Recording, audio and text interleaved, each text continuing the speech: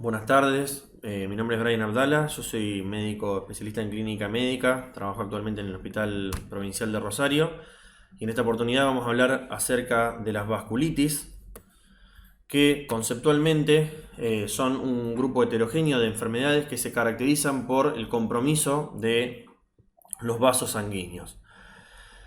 El término viene justamente de la conjugación de la palabra vasos e itis, que significa, como sabemos, inflamación, por lo cual sabemos que las vasculitis cursan con inflamación de los vasos.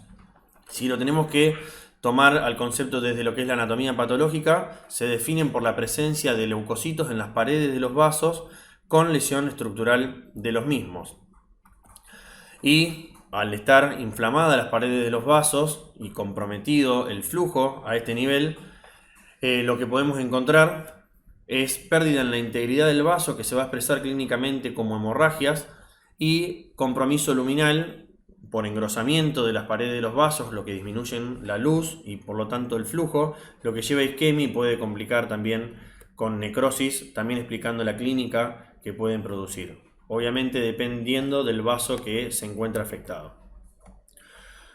Cuando hablamos de clasificación de las vasculitis, hay muchas maneras de clasificarlo. En esta imagen pongo un trabajo donde clasifica a las clasificaciones de vasculitis, un poco con el sentido de demostrar que hay muchas formas de clasificarla y a lo largo del tiempo fueron surgiendo diferentes formas también de hacerlo, pero para ser prácticos, hoy lo vamos a clasificar de la siguiente manera, que me parece la más oportuna y la más, como decía recién, práctica, que es, según la asociación con una patología subyacente, siendo primarias o secundarias, y según el tamaño del vaso comprometido, si eso es una vasculitis de pequeños vasos, de medianos vasos o vasos de mediano calibre, vasos de gran calibre o vasculitis de vaso variable.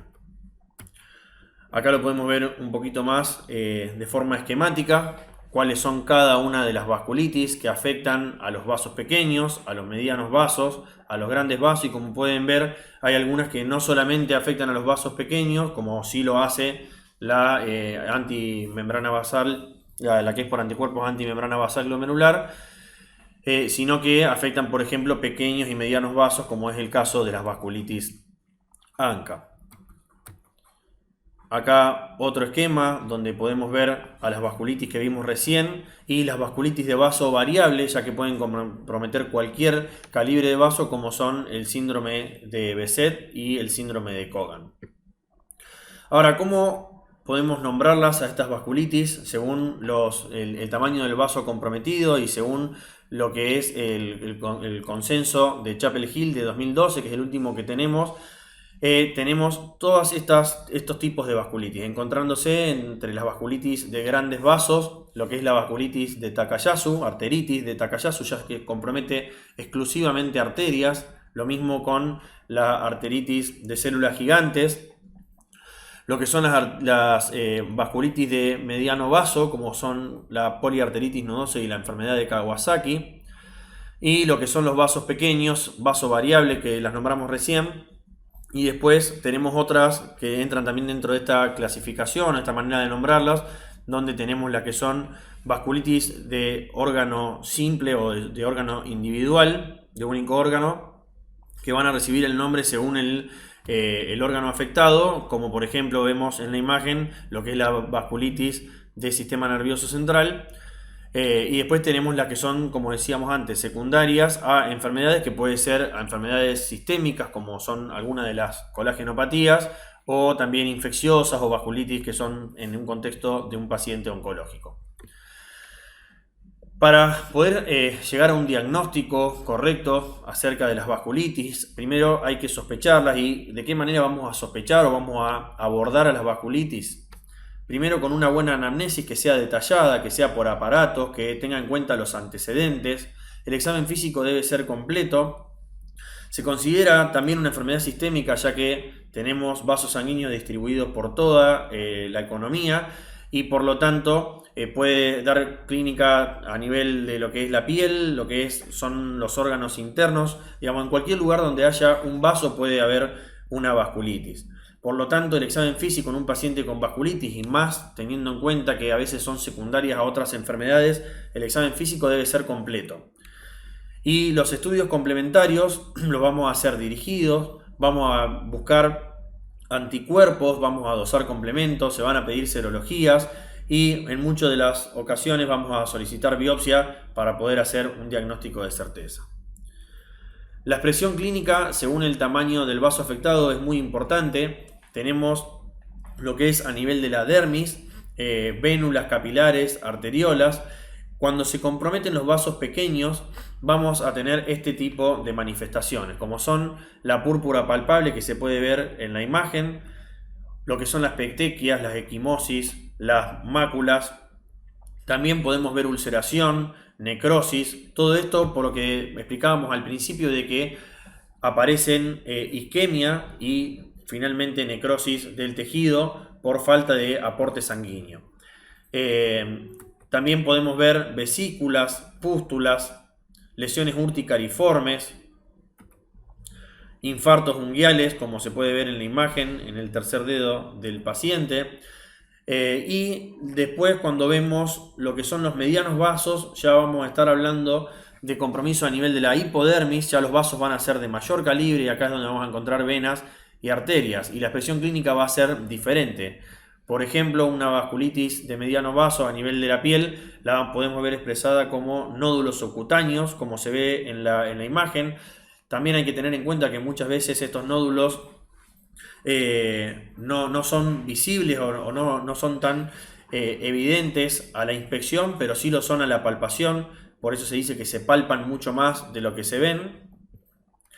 Lo que es el eritema nodoso, que es muy similar a la imagen que vimos anterior, con la diferencia que a nivel de la piel se puede ver un eritema en los sitios donde se encuentran estos nódulos. Cuando uno palpa el eritema se encuentra que hay un nódulo subcutáneo por debajo, esto es doloroso. Lo que es la livedo reticularis y también lo que es el pioderma gangrenoso dentro de lo que son las vasculitis de vaso mediano, y también el compromiso de mucosas, como vemos en este paciente de la imagen, con toda la mucosa comprometida y también labio superior e inferior.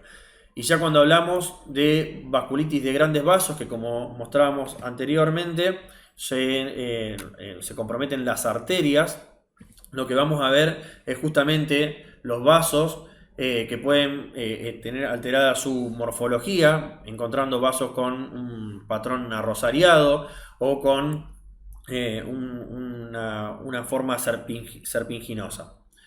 Esto que se ve en la imagen es un ejemplo de una arteritis de la temporal. Y vamos a hablar ahora de lo que son las vasculitis de pequeños y medianos vasos. Dentro de estas encontramos la vasculitis crioglobulinémica, por ejemplo, que en cuanto a la clínica es una vasculitis que se asocia hasta en un 90% con el virus de la hepatitis B.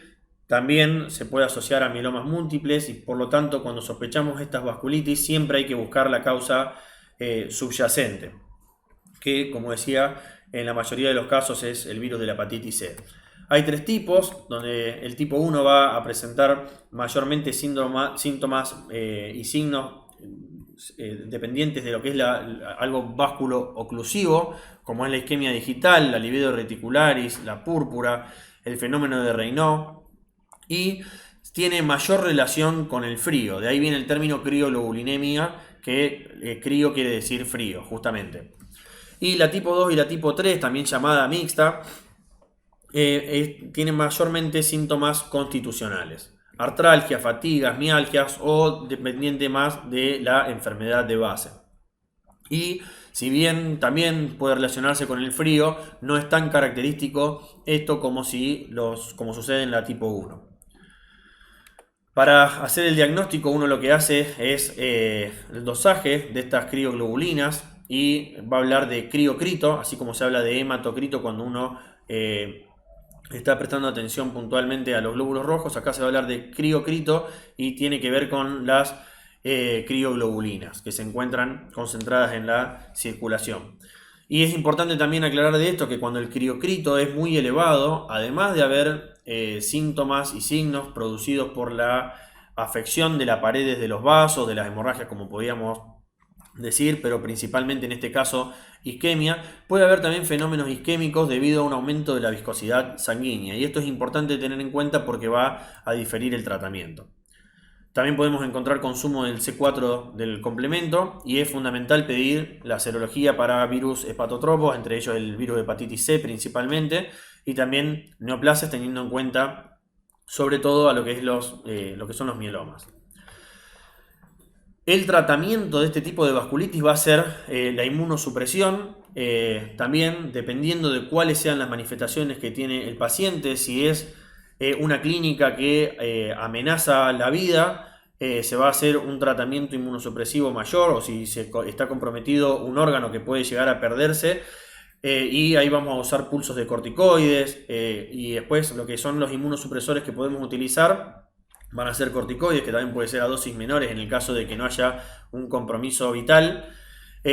También se puede utilizar lo que es la ciclofosfamida, la azatioprina, el metotrexato, y también biológico como es el rituximab, en caso de ser necesario. Y por supuesto el tratamiento de la enfermedad de base que la produjo. Y ahí pongo plasmaféresis, que lo destaco, que se utiliza en realidad cuando aparece el síndrome de viscosidad, de hiperviscosidad, por el criocrito elevado. Después tenemos lo que es la vasculitis por inmunoglobulina A, por IgA, o vasculitis anteriormente llamada de Jolin-Henoch. Esta es más frecuente en niños. 2/3 de los pacientes que presentan este tipo de vasculitis tienen menos de 20 años. Generalmente es post-infecciosa y está relacionada con lo que es el estreptococo beta hemolítico del grupo A, y tiene que ver en lo que es la fisiopatología, un fenómeno de reacción cruzada con este microorganismo. Por eso es importante hablar y preguntar el antecedente de alguna infección de vías respiratorias, como por ejemplo una faringoamigdalitis, pensando que esto no sea un fenómeno post-estreptocóxico. Es un tipo de vasculitis leucocitoclástica, que esto tiene que ver por lo que se ve a nivel de la anatomía patológica. Los neutrófilos se fragmentan y se ve como polvillo nuclear, y eso es justamente lo que quiere decir leucocitoclástica. Clástica hablando de lo que es el polvillo nuclear, en este caso de los leucocitos. Puede limitarse a piel o a riñón, y también puede haber compromiso de otros órganos, produciendo lo que hablábamos antes, isquemia y necrosis. Generalmente tiene buen pronóstico y frecuentemente es autolimitada. Tiene mejor evolución, mejor pronóstico en los niños, o sea que cuando aparece en el adulto hay que prestarle un poco más de atención. Y se puede manifestar clínicamente con púrpura palpable, con artritis, con dolor abdominal. Muchas veces termina siendo un importante diagnóstico diferencial con un abdomen agudo. Puede dar glomerulonefritis, aunque decíamos antes que suele tener un buen pronóstico. Cuando aparece la glomerulonefritis, raramente es una glomerulonefritis rápidamente progresiva, y también se puede manifestar con diarrea y melena cuando hay compromiso intestinal, de los vasos intestinales. Para el diagnóstico se puede hacer biopsia cutánea, donde lo que vamos a observar son los depósitos de inmunoglobulina A en los vasos pequeños y perivascular. Y es muy importante saber que la biopsia debe entrar en fresco, en menos de 24 horas, para poder visualizar correctamente esto en la inmunofluorescencia, como se ve en la imagen de abajo a la derecha.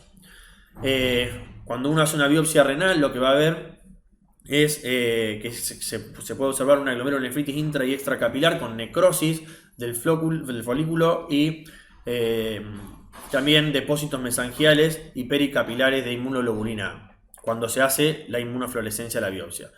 Y la biopsia renal está indicada solo si existe una gran proteinuria o hematuria en presencia de sedimento activo de orina y en caso de función renal deteriorada. Si no, por más que se sospeche, no se hace la biopsia, por lo que hablábamos de que suele tener una evolución y un curso benigno. El tratamiento frecuentemente es autolimitada, por lo que uno va a hacer tratamiento de sostén. Y en casos particulares, como es el compromiso testicular, cuando hay una orquitis, cuando hay compromiso del sistema nervioso central, cuando hay una isquemia, por ejemplo, intestinal grave o una hemorragia digestiva, uno podría en ese caso, o debería en ese caso, utilizar corticoides. Acá dejo algunas imágenes de cómo se ven las vasculitis leucocitoclásticas. Esto es un paciente con púrpura de Scholl-Ingenor. Y cuando vemos los criterios de clasificación para este tipo de vasculitis del 2008, vemos lo que son lo que es la aparición de la púrpura y el dolor abdominal, la histopatología, la artritis, la artralgia, un poquito todo lo que estuvimos viendo afectado y con sus diferentes características. Pasamos a lo que es la vasculitis por anticuerpos antimembrana basal glomerular, anteriormente llamada vasculitis de Wood-Pastur, que así como la de grandes vasos comprometían solamente arterias, en este caso se comprometen solamente capilares. Por eso vamos a hablar de una capilaritis. Esta vasculitis va a ser una de las causas más importantes de lo que son los síndromes renopulmonares, porque se afecta el pulmón y el riñón. Es una enfermedad rara con una prevalencia de 1 a 1,5 millones, un poquito más, 1 a 1 millón y medio de habitantes. Hay dos picos de este tipo de vasculitis que aparecen entre la década de los 30 y la década de los 70, serían los dos momentos donde más aparece. Como factores de riesgo hay muchos que los podemos englobar en lo que es injuria renal y pulmonar. Por eso, entre los factores de riesgo vamos a encontrar el tabaquismo, vamos a encontrar lo que es el consumo de cocaína por vía inhalatoria. Podemos hablar también de infecciones pulmonares, de otros tipos de vasculitis, como vamos a ver más adelante, como son las vasculitis ANCA, que muchas veces hacen el daño, la injuria pulmonar o renal, que termina produciendo la generación de estos anticuerpos antimembrana basal glomerular, y se dan estos dos tipos de vasculitis de forma concomitante, y también esto va a modificar el tratamiento. Y hay que tener en cuenta que dan cuadros que son graves, potencialmente fatales.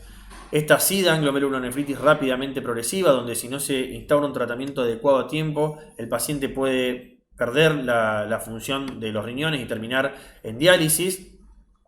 Y también es una causa de hemorragia alveolar difusa, con todo lo que esto implica, el compromiso de la vía aérea, la hipoxia y el choque hemorrágico también hipovolémico.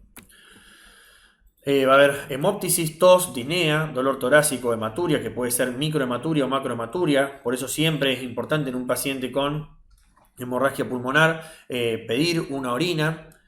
También va a cursar con fiebre, que puede estar presente como no, y el diagnóstico se hace mediante la medición de anticuerpos antimembrana basal glomerular, que tiene una sensibilidad del 90% y que se determinan a través de la técnica de ELISA, y podemos utilizar también lo que es la tomografía de alta resolución para ver justamente el vídeo esmerilado en los sitios donde se produce la hemorragia. Y también puede ser a través de biopsia, una biopsia renal que va a mostrar una glomerulonefritis con depósitos de anticuerpos en la inmunofluorescencia, que es la imagen de la derecha, que serían los anticuerpos antimembrana basal glomerular, que tienen o muestran el carácter patogénico directo. El tratamiento de este tipo de vasculitis va a ser con plasmaféresis, más corticoides a altas dosis, más ciclofosfamida. Acá vemos una imagen de una tomografía de alta resolución donde se puede ver un área extensa de hemorragia alveolar difusa bilateral. Tenemos las vasculitis asociadas a ANCA, también llamadas no necrotizantes o vasculitis pauci inmunes. Veíamos que había mucho compromiso en las biopsias anteriores cuando se hacía inmunofluorescencia. Estas se llaman pauci inmunes porque no dan esas imágenes como las que estuvimos viendo en las diapositivas previas.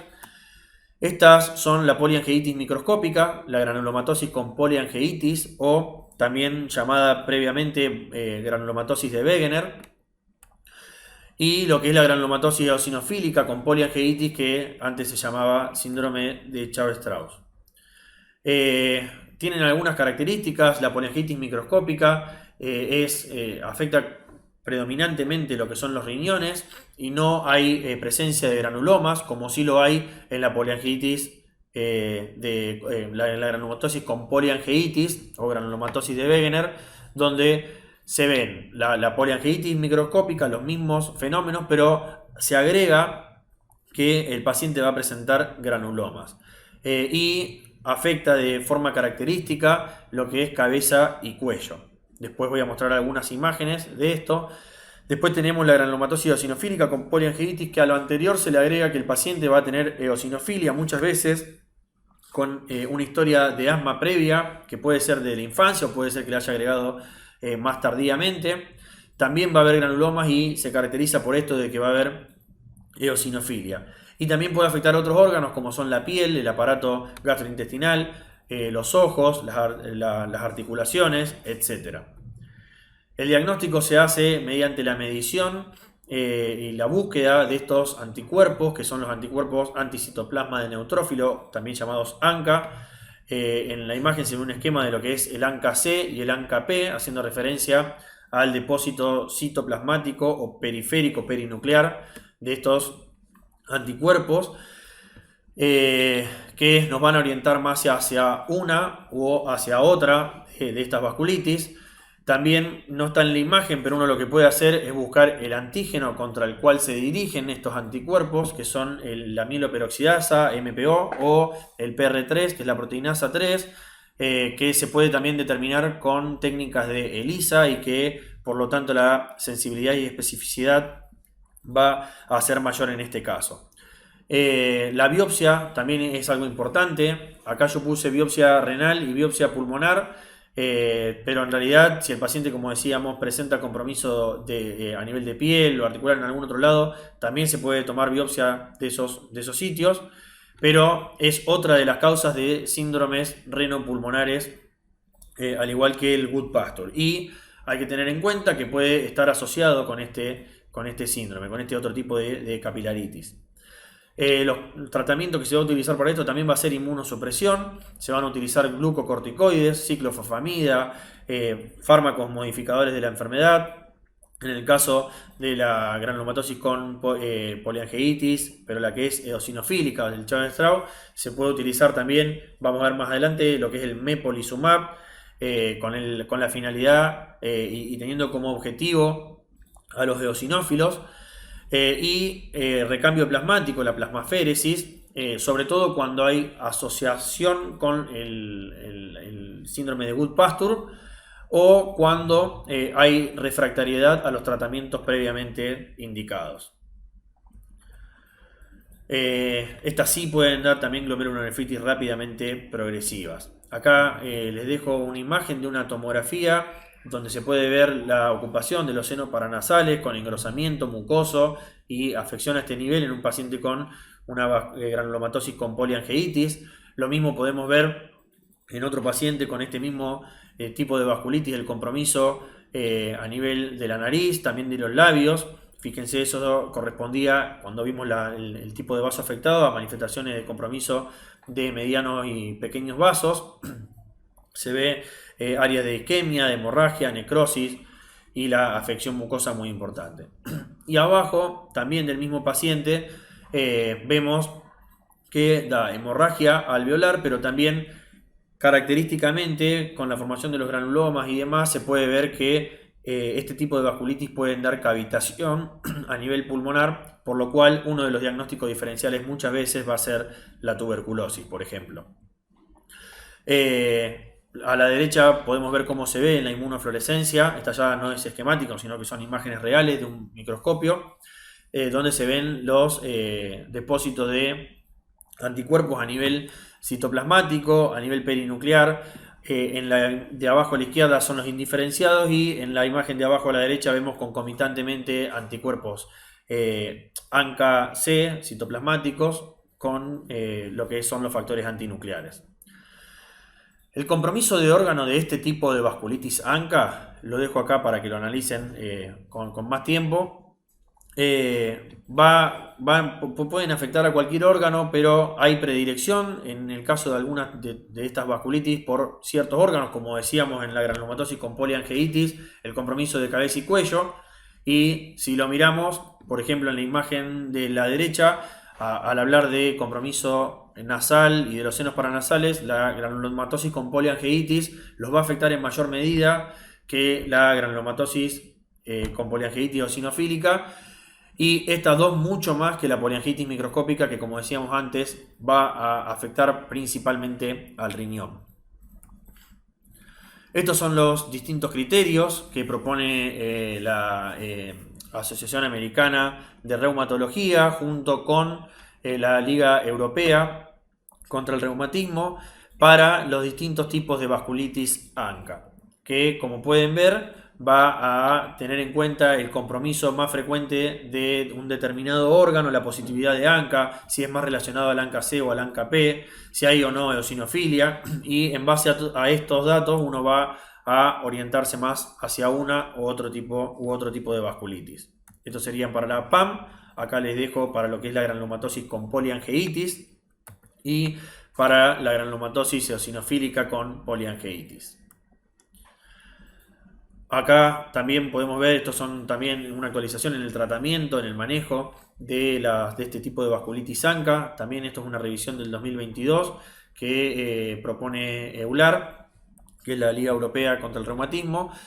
Y principalmente quería mostrar esto, de que este tipo de vasculitis van a tener un tratamiento de inducción y luego un tratamiento o una fase de mantenimiento, donde lo diferencia si hay amenaza a la vida o la pérdida de la función de algún órgano o si no hay, y en base a eso vamos a poner un tratamiento o vamos a elegir otra terapéutica según corresponda. Si hay amenaza de vida o si hay con riesgo de que se pierda la funcionalidad de un órgano, como puede ser una glomerulonefritis rápidamente progresiva, una hemorragia alveolar difusa, se va a hacer inicialmente el tratamiento con ciclofosfamida o rituximab y a eso combinarlo con glucocorticoides, que en este caso, como es un cuadro clínico severo, se va a utilizar en pulsos de corticoides, dosis altas. Mientras que si no hay este tipo de compromiso, donde no es un compromiso tan severo, pero se diagnostica igualmente esta vasculitis, uno va a hacer igualmente una inducción que puede ser con rituximab, pero fíjense que también puede iniciarse la inmunosupresión con metotrexato o con micofenolato, y a eso utilizar dosis de corticoides que no van a ser en pulso, sino que van a ser dosis más bajas, con el objetivo de bajar el corticoides, que aplica siempre el mismo concepto para todas las enfermedades, de utilizarlos el menor tiempo posible en la dosis más baja posible, intentando llegar a los 4 o 5 meses a una dosis no mayor a 5 miligramos día. Ahí también vemos en la inducción lo que es la plasmaféresis en casos refractarios o, como decía anteriormente, cuando concomitantemente cursan con un síndrome de Wood-Pastor. Y si el paciente logra una remisión posterior a este tratamiento de inducción, va a ser el tratamiento inmunosupresor ya a largo plazo, que puede haber sido el rituximab, que sabemos que tiene una duración de 6 meses al menos y que uno puede reevaluar a los 6 meses si hace un nuevo tratamiento o no y dejar eso como mantenimiento de inmunosupresor. O puede también utilizar azatioprina, metotrexato u otros DIMAR. Y también actualmente se puede utilizar para este tipo de vasculitis lo que es el Avacopam, que es un biológico para casos que no se pudo mantener o que no se pudo lograr una remisión. En lo que es la granulomatosis eosinofílica con poliangeitis va a cambiar. Acá aparece el mepolizumab, que hablábamos anteriormente, que tienen como target a los eosinófilos. Pero si es un compromiso severo, vamos a usar nuevamente ciclofosfamida o rituximab combinado con pulso de corticoides. Si no, se puede utilizar el resto de los tratamientos. Vamos a la vasculitis de vasos medianos. Acá tenemos la poliarteritis nodosa, que es más frecuente en mujeres, en una relación 2:1, aparece entre la cuarta y sexta década de la vida, frecuentemente se relaciona con el virus de la hepatitis B, en este caso, va a afectar solamente arterias, por eso hablamos de arteritis y por eso es que no da glomerulonefritis, aunque sí puede afectar al riñón, pero no por compromiso glomerular, sino por compromiso de arterias de mediano calibre.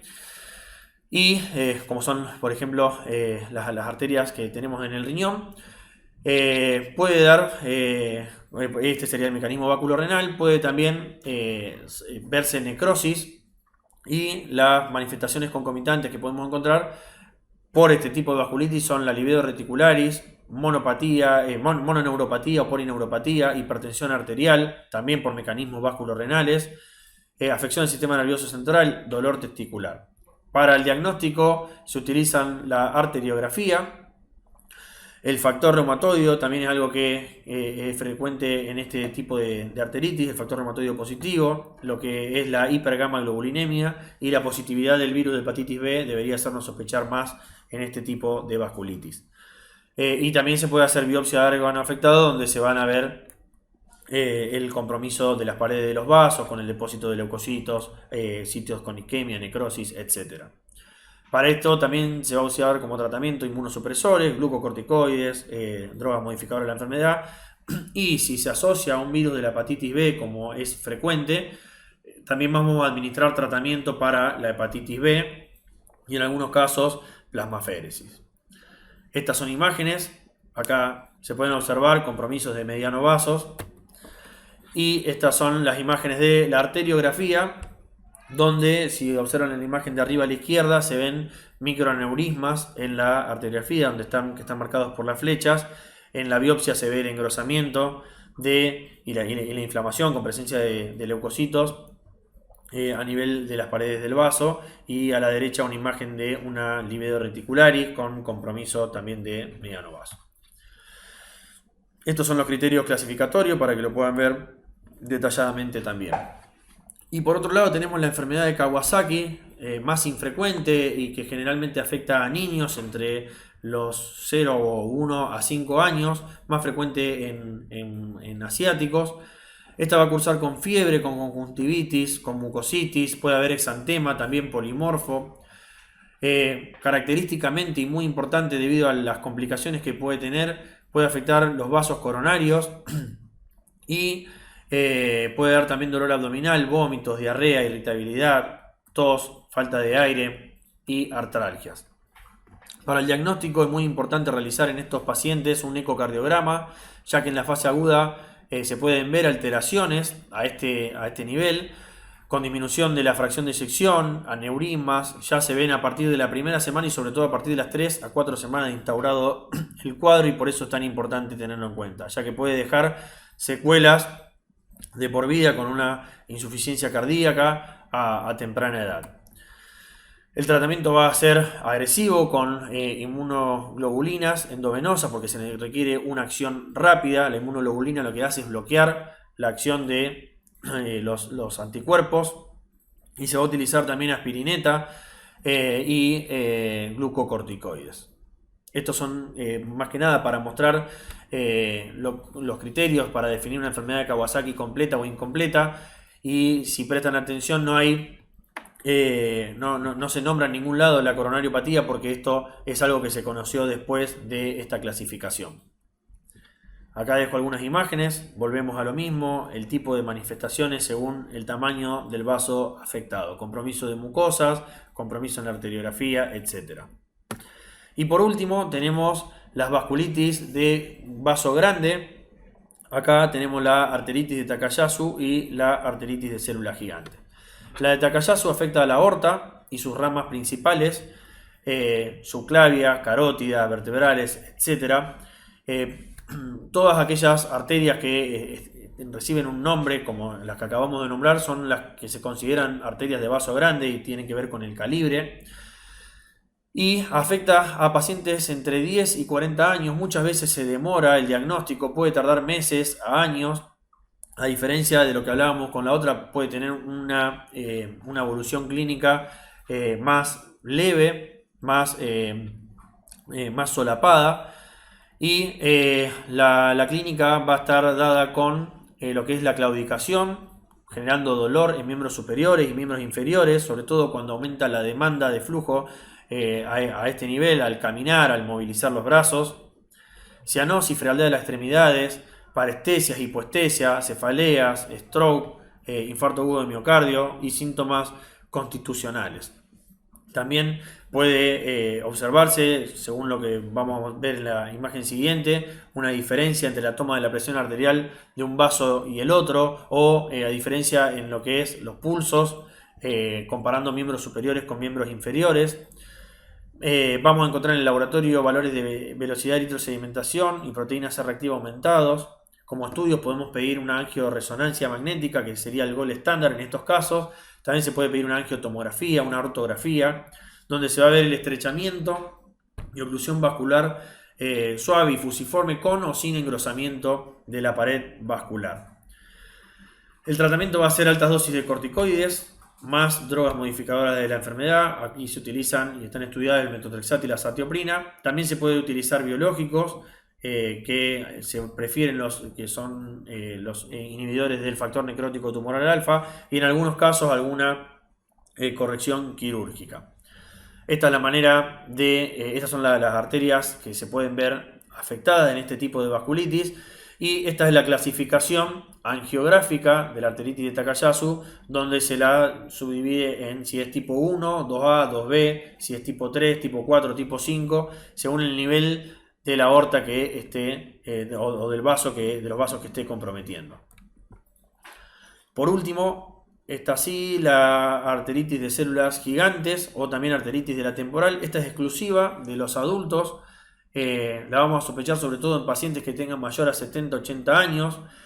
Es más frecuente en mujeres, más frecuente en el norte de Europa. Se asocia a lo que es la polimialgia reumática y presenta también agregación familiar. Acá vamos a encontrar una clínica que el paciente nos va a referir cefalea, generalmente intensa, continua, a nivel de la sien, con alodinia en el cuero cabelludo, con fiebre, fatiga, pérdida de peso, y las complicaciones que podemos tener de este tipo de vasculitis son la ceguera, el accidente cerebrovascular, aneurismas de aorta también, y para el diagnóstico vamos a encontrar en el laboratorio velocidad de eritrosedimentación y proteína C reactiva aumentados. Se puede hacer ecografía Doppler de la arteria temporal, se puede hacer angioresonancia magnética, un PET scan para ver evidencia de inflamación arterial. Otra vez, paredes engrosadas, edema y alteraciones en el flujo. Y también en este caso se puede hacer una biopsia de la arteria temporal, que lo que vamos a encontrar es un infiltrado inflamatorio con células gigantes, que puede ser negativa la biopsia y aún así tener la patología, pero muchas veces esto nos va a ayudar a hacer el diagnóstico. Y el tratamiento van a utilizarse dosis altas de glucocorticoides como ahorrador de corticoide, un inmunosupresor que se utiliza y con buena eficacia es el metotrexato, y también se va a hacer, una vez resuelto el dolor y todo el cuadro clínico, es profilaxis durante 2 años o más con glucocorticoides. Acá dejo otro ejemplo de cómo se ve. Fíjense el aspecto serpinginoso que tiene esta arteria de la temporal. Fíjense que hablamos nuevamente de personas que pasan los 70 años de edad, afecta a la tercera edad. El compromiso del sistema nervioso central y cómo se puede ver en la ecografía Doppler el signo del halo que rodea el flujo, y esto en realidad lo que está mostrando es edema a dicho nivel. Y en la biopsia, donde se puede ver el engrosamiento de los vasos, la disminución de la luz y la presencia de leucocitos. Y dejo esta frase para terminar, que dice que no se diagnostica lo que no se piensa, no se piensa lo que no se conoce. Y en el amplio espectro de manifestaciones clínicas que pueden dar la vasculitis puede hacer que también esta enfermedad o este grupo de enfermedades sea considerada una gran simuladora, ya que los diagnósticos diferenciales según el órgano afectado, la manifestación que dé, son muy variables. Muchas gracias.